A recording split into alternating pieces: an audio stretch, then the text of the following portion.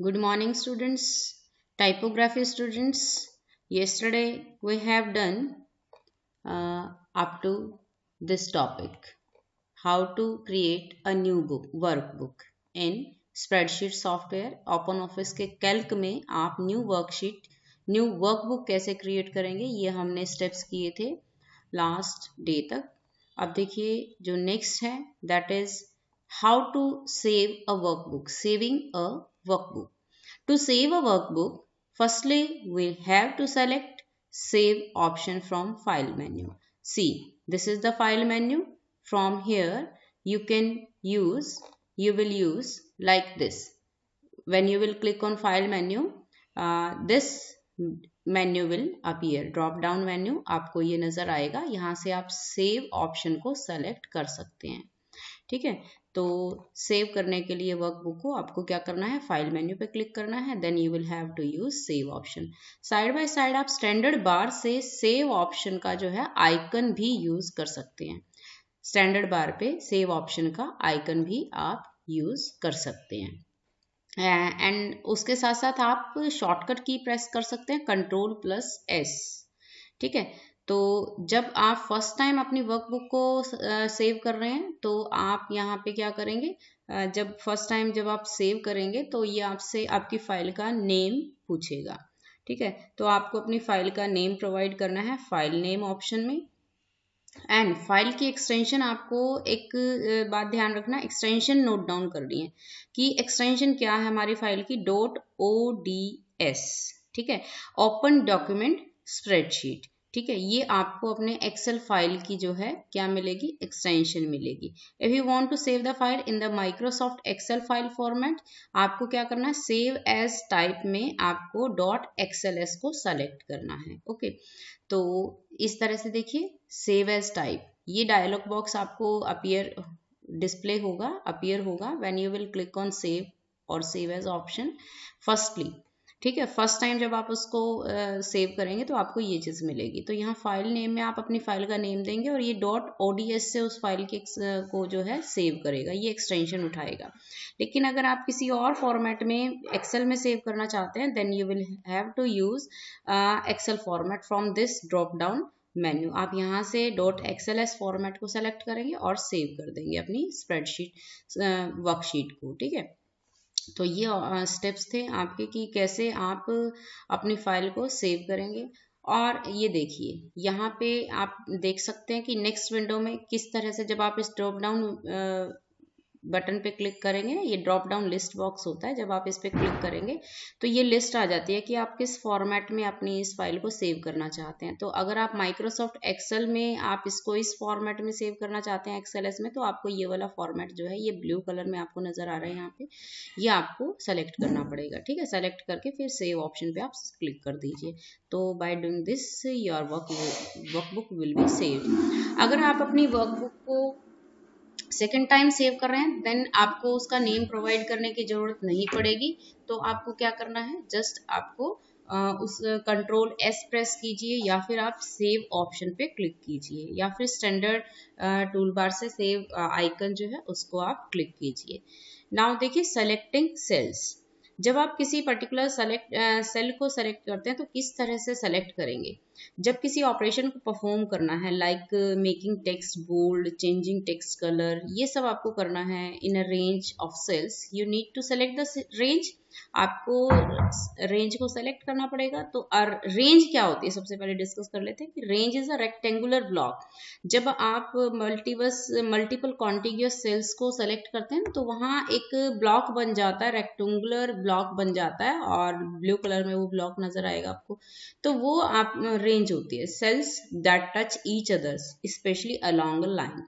जो उनकी एज होती हैं, हॉरिजॉन्टल एज, वो सारे के सारे जिस तरह से आप हॉरिजॉन्टली या वर्टिकली उनको सेलेक्ट करते हैं तो आप वो सारे के सारे जो लाइंस हैं उन सेल्स की वो एक दूसरे को टच करती हैं. तो हम किस तरह से सेलेक्ट कर सकते हैं सेल को? We can select the range of cells in any one like this using the mouse और यूजिंग द कीबोर्ड। अगर हम माउस से उसको सेलेक्ट करना चाहते हैं तो हमें क्या करना है, जस्ट हमें फर्स्ट सेल को सेलेक्ट करना है, ठीक है। जिस सेल से हमें सिलेक्शन स्टार्ट करना है, फर्स्ट सेल को सेलेक्ट करना है और फिर क्या करना है, bring the mouse pointer to the bottom right corner on the black square. अब देखिए यहाँ एक डायग्राम आपको दिखाया जा रहा है, ये देखिए जब आप किसी रेंज को सेलेक्ट करते हैं तो इस तरह से ऐसे माउस को ड्रैग करते हुए इस तरह से लाइए और इस तरह से आप उसको क्या कर सकते हैं, ऐसे ऐसे करके ड्रैग करके उस रेंज को सेलेक्ट कर सकते हैं।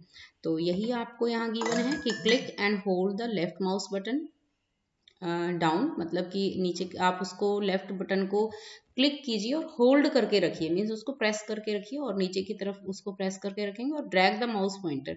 और माउस पॉइंटर को आप जब ड्रैग करेंगे तो जिस डायरेक्शन में आप ड्रैग करेंगे ना, माउस पॉइंटर को मूव करेंगे, उसी डायरेक्शन में वो सेल्स जो है कॉन्टिग्यूअस फॉर्म में सेलेक्ट होना स्टार्ट हो जाएंगे।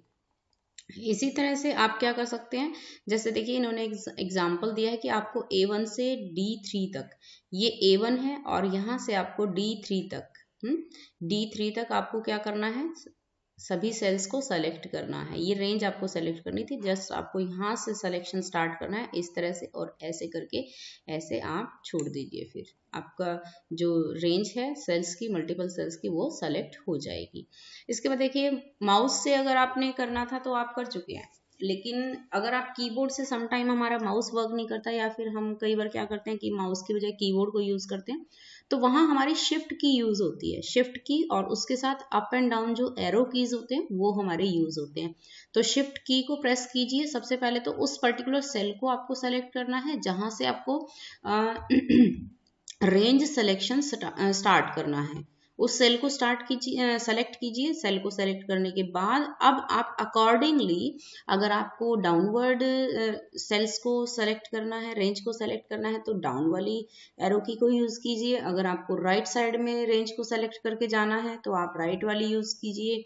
मल्टीपल को इसी तरह से आप up and down arrow keys को यूज करके मल्टीपल रेंज को आप क्या कर सकते हैं, सेलेक्ट कर सकते हैं, ठीक है। सेल्स को आप सेलेक्ट कर सकते हैं, मल्टीपल रेंजेस साइमल्टेनियसली।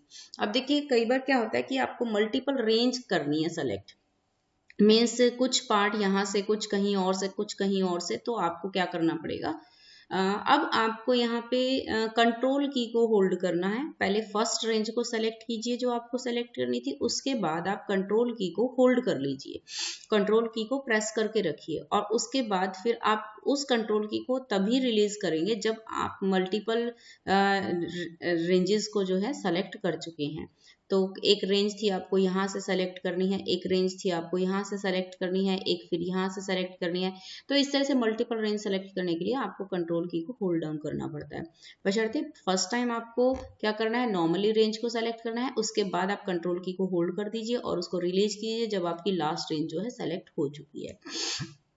समटाइम क्या होता है, हमें कई बार कॉपी पेस्ट करना होता है, तो कट कॉपी करना होता है टेक्स्ट को या मैटर को, तो हमें क्या करना होता है, मल्टीपल रेंज सिलेक्शन की जरूरत पड़ती है। तो आप इस तरह से मल्टीपल रेंज भी सेलेक्ट कर सकते हैं साइमल्टेनियसली।